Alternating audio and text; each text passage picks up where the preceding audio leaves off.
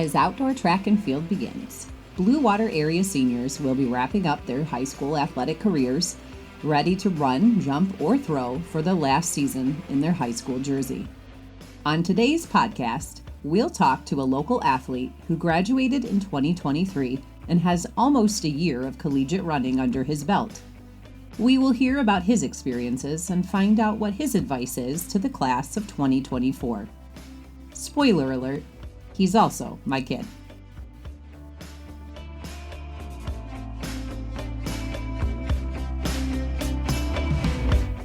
Hello, and welcome to the very first Blue Water Running Podcast. I'm your host, Marin, and I am very excited, and if I'm being sincere, a little nervous, to be launching a podcast, which is a new endeavor for Blue Water Running. Since I started the website in August of 2023, I've primarily focused on race reports and athlete features via the bluewaterrunning.org website and social media sites. But today, I am hitting the ground running with both feet to give our followers a new format to stay up to date on all the fantastic athletes in the Blue Water area.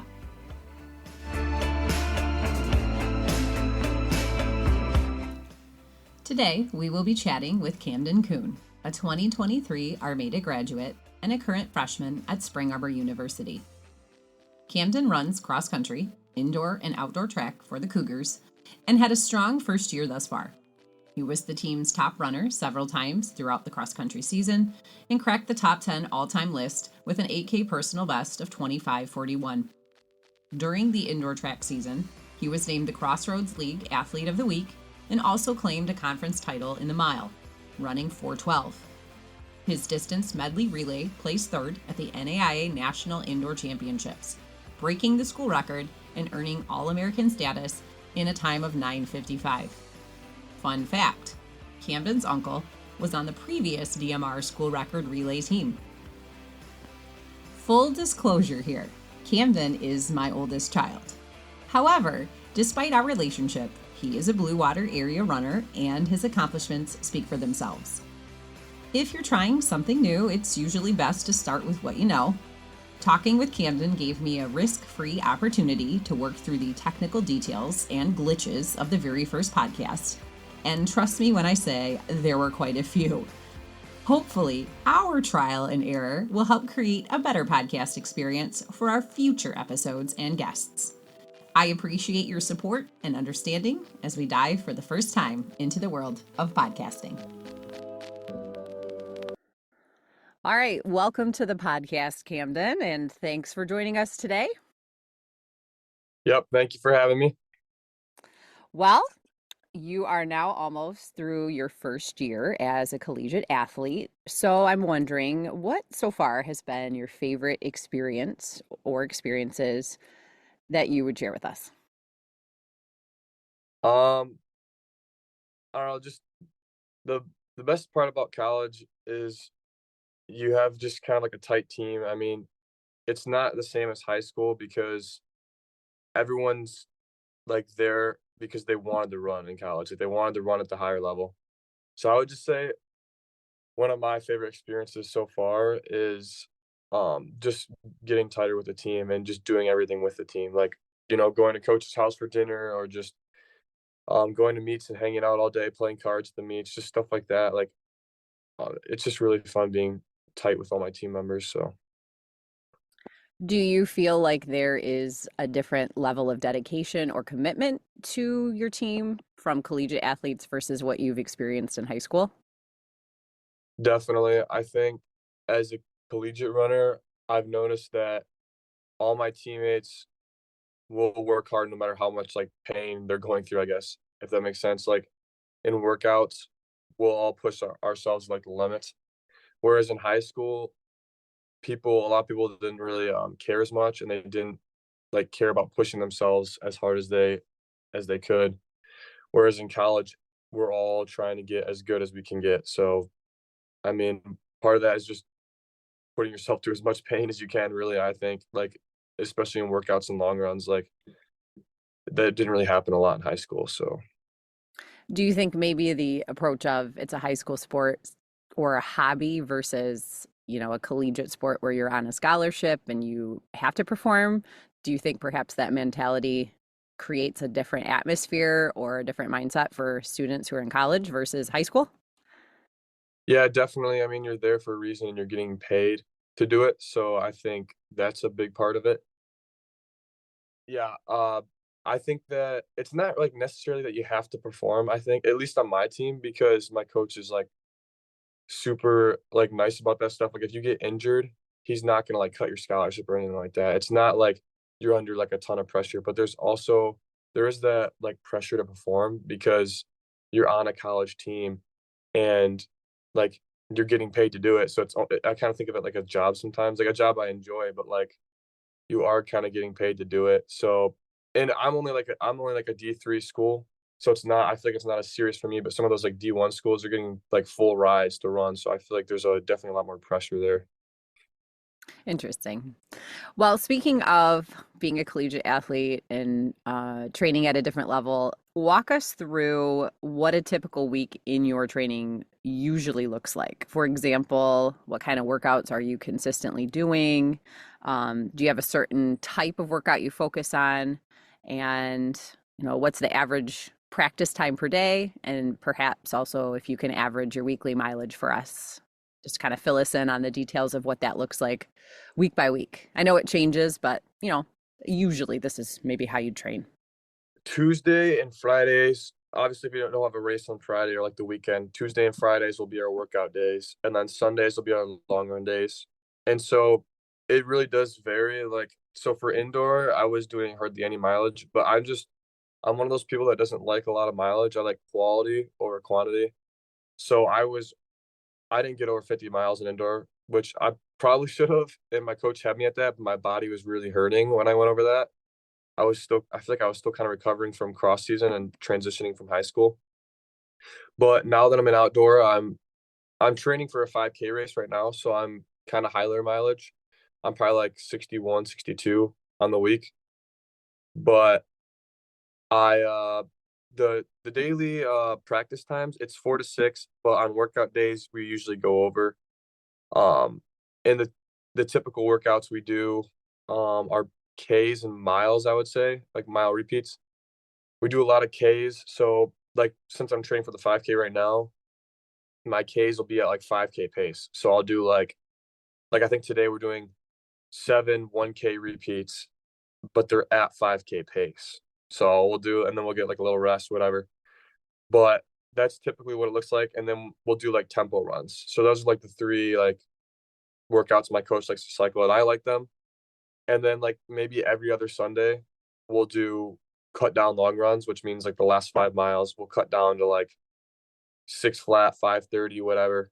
And that's kind of like what the weeks look like. But in the summer, it's like a lot of like harder workouts because we're just training for cross. But yeah. Do you feel that coaches try to take into account individual athletes' mileage needs and the toll that that takes on their body, and then the events that they're running or competing in for how their training is structured? Or are most distance athletes doing the same workouts together as a team all at the same time?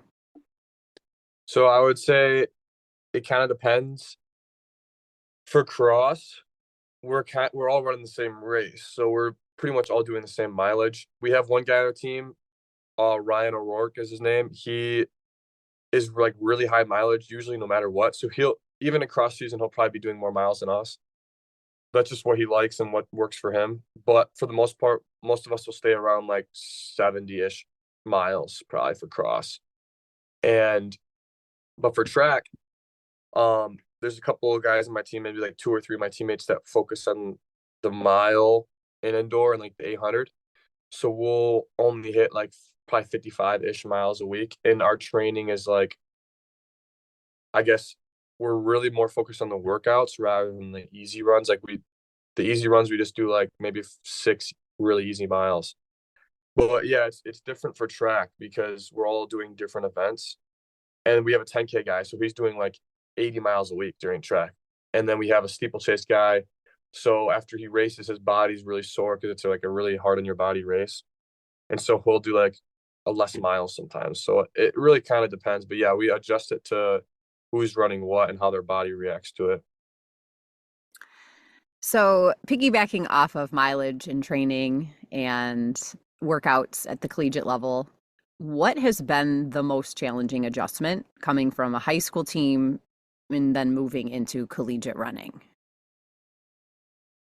The biggest adjustment is probably just workouts. I think mileage in general, but like mileage isn't that bad. Like because I pretty much doubled my mileage, like because I did not run that many miles in high school, and I went up a lot the start of my freshman year. So it's kind of getting used to mileage, but it's also the workouts and the long runs. Everything's like a lot harder. But it's also there's good adjustments like your team, like especially since I'm at a small school, my team's like a family because in high school it's not. I wouldn't say it's a serious, but in college we do like everything together. It's kind of like your life pretty much revolves around school and sports. So like you do a lot of stuff with your teammates. So it's pretty cool to see like just the family atmosphere, I guess, and the dedication that's different than high school. But yeah, it is definitely a hard adjustment with mileage, I would say, for me, just because I was not doing that many miles in high school. Well, I will say when, you went through the recruitment process and your visits, that the majority of coaches have the big picture in mind. And that's something that high school athletes should keep in mind as they're talking to coaches and looking at where they want to visit and attend. Because a coach that has the big picture in mind is not going to jump you into massive mileage straight away Right. without any kind of acclimation. And I think the majority of coaches really do try to ease freshmen into that because that's just a recipe for injury and burnout. And Mhm. I think your coach has done a very good job of setting you up. And he did say at your visit, as freshmen, we start at this mileage, and then by sophomore year up to this. And I feel like that's been very similar to your progression. Yeah, yeah, for sure. So what are your main goals coming from the cross country and indoor season um, into outdoor track? What are you looking to achieve? What are you hoping to do? Honestly, I'm not 100% sure yet. Like I said, I've been training for just one 5K. We have a home meet. It's not a very big home meet, but there's a lot of we have a good pack of guys, and we're all going for like a similar goal, which is sub 15, which in college like isn't that crazy of a time. But I think for me, just like as a freshman, I think sub 15 is a good goal, and my teammates are kind of in the same boat.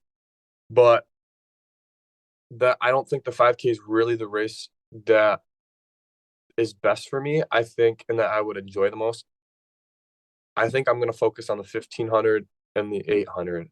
And the 800, the qualifying time is really hard this year, but I really want to try to get close to it. So my goal to qualify for nationals, I have to run like a 152 flat. My goal is to go like 153 flat, at least get like close to it, because I haven't really run an 800 fresh yet. So that really, my goal is to make it to nationals. But for time goals, probably a 153 in the 800, and then like a 352 maybe in the 1500. So yeah. Okay. Well, those are both very high achieving goals. So nothing wrong with shooting for big dreams, right? Hmm. So as you look ahead to next fall and you become a sophomore and you've made it through your first year of college, what are your main goals for fall for next year's cross country season, team wise or individual wise, or both? I'm really, I think for track, I think more individually just because it kind of is more of an individual sport. But for cross, I'm really excited for what our team can do because I genuinely think that we could be national champs because we're going to have one guy that's definitely sub 25 minutes in the 8K, and then four other guys that will be close to 25 flat, which for like NAIA is like pretty good. Like my coach did a really good job like recruiting, I guess, which sounds like I don't know, but it's true. Like, and our team atmosphere is also really good, which helps. Like we're all friends, and so I think we're all looking for something big in the season, and we have some good freshmen incoming. One of the guys on our team, his little brother's coming to run, so he'll be a good addition. And then another guy on our team, his old teammate is coming. So we got some good recruits. So I think honestly, my goal for us is to place at least top 5 at nationals. I think if we all train hard, we definitely have a chance. And we have like 3 or 4 of our top 5 guys are going to Colorado to for this kids camp in the summer, and they're training at altitude all summer. So that should be a big help as well. So I know, speaking from personal experience, I would imagine one of your goals is also to get to run at the conference meet and yeah, qualify for nationals and not have food poisoning the night before the race. yeah, that really sucks. Train all season and then throw up the night for the race, but hopefully that does not happen again. Yeah, that would be very unfortunate.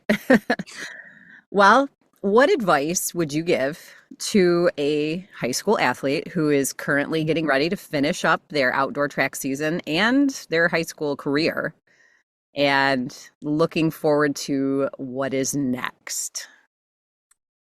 I would just say to enjoy it. I mean, for me, I really love my senior year was like my favorite year of high school because you're finishing it out and it's like your last of everything, but you're also, for most people, it's like your fastest you'll ever be in high school. So it's like you're kind of, I don't know, you're just finishing it out strong. And as much as I like college, I do sometimes miss high school. Like some of the things, like I would go home with friends at their school and go back to my house. Sometimes I'm a little homesick like that. So some of those things I do really miss about high school. And I would just say, yeah, like cherish the moments that you're in high school because you're never going to get them back. And if you're in your senior year, you're almost done. So yeah, just really live in the moment, I guess. I'd agree. That's great advice. Not to take it for granted. Yeah.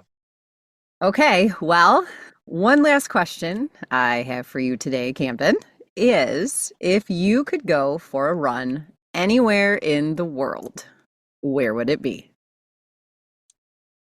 I would say the Swiss Alps, probably out in Switzerland. I think it would be beautiful, number one, and it'd be some good altitude training. So I think it's two birds with one stone. I think it'd be a super cool experience to be able to run there. So It's a great answer. Hopefully, one day you can get there and enjoy a run in the Swiss Alps. yeah, that'd be sweet. That would. Yeah. Well, I appreciate you taking the time to talk with me today, Camden, and I wish you all the best in your outdoor season and beyond. Yep. Thank you. Appreciate it. Once again, thank you so much for tuning in to today's Blue Water Running podcast. I cannot wait to feature more cross country and track and field athletes from our area. And stay tuned because it just might be you. If you enjoyed today's episode, please share and subscribe. And if you have an idea for a great topic or guest, please feel free to contact Blue Water Running through the website links or the show notes. You can follow Blue Water Running on Instagram, X, TikTok, Facebook, and YouTube.